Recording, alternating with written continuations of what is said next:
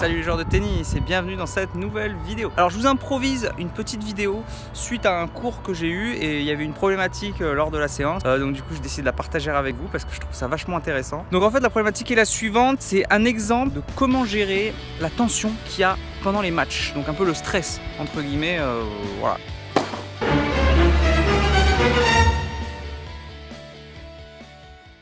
Donc c'est vrai qu'en général, quand on est en match, il y a, la tension se manifeste sous deux formes. Il y en a d'autres, hein, comme je vous ai dit, c'est un exemple. Donc parmi ces deux formes, il y a la tension au niveau du haut du corps, la crispation. On essaye de se regrouper sur soi, nos gestes sont moins amples, on joue petit bras et du coup on fait beaucoup plus de fautes lors des moments importants. Donc ça c'est la première chose. Et la deuxième chose c'est au contraire, on veut essayer de frapper très fort mais on met pas le jeu de jambes qui va avec.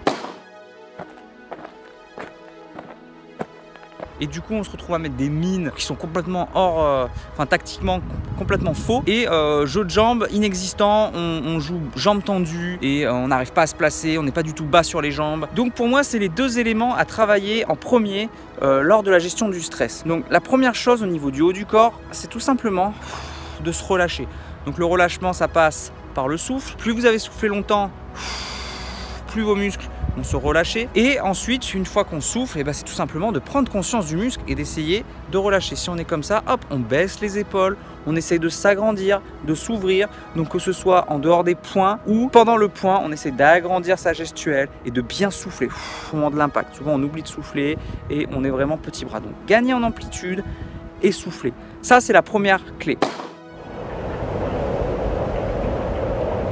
La deuxième clé pour le jeu de jambes, donc au contraire, plutôt que de jouer jambes tendues, c'est tout simplement de prendre conscience de notre jeu de jambes et d'essayer d'abaisser le centre de gravité, d'être plus dynamique.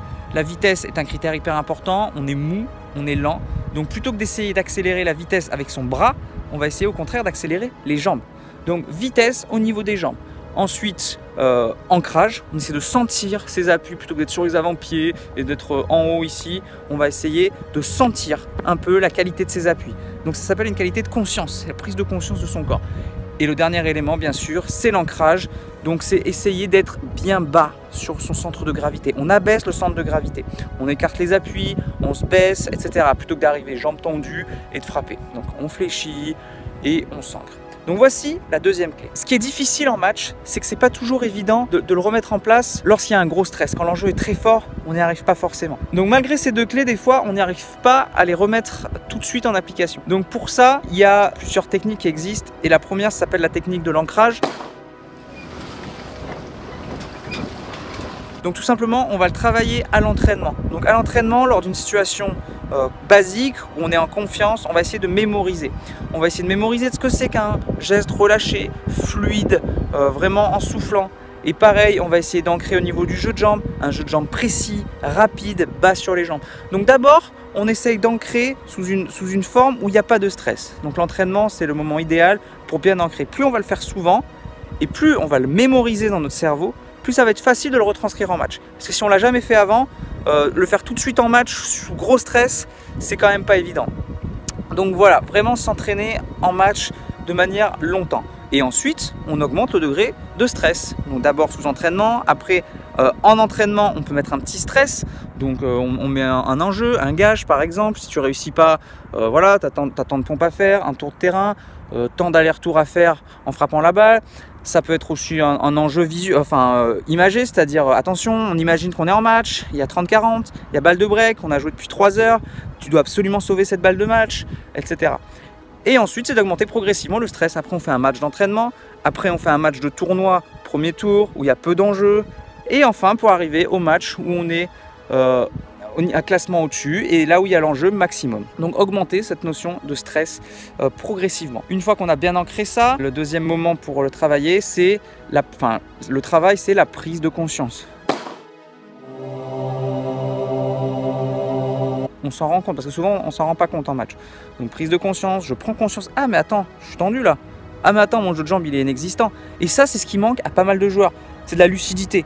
Les mecs, non, t'inquiète, j'ai pas du tout pris des risques inconsidérés. Non, pas du tout, t'as juste frappé à 10 000 à ras du filet, la balle est partie dans le grillage, sur une balle où t'étais débordé, sur un point important, mais sinon, aucune prise de risque. Donc la lucidité, voilà, la prise de conscience de notre truc. Et en troisième, eh ben, on essaye de le remettre en place. Please hang up and try again. Donc je vous ai donné toutes les clés que je connaissais pour vraiment gérer cette tension au niveau des muscles et au niveau du jeu de jambes, donc des problèmes qui sont très récurrents dans les matchs. Donc voilà, j'espère que ça vous a été utile. En tout cas, je l'ai bien mis en application là sur le cours. J'ai vraiment trouvé ça super. Maintenant, il faut voir le résultat en match. Donc voilà, alors, on va voir. Donc merci d'avoir regardé. N'oubliez pas, si cette vidéo vous a plu ou si vous l'avez trouvé utile pour vous, s'il vous plaît, j'ai besoin de votre feedback, donc cliquez sur j'aime juste en dessous.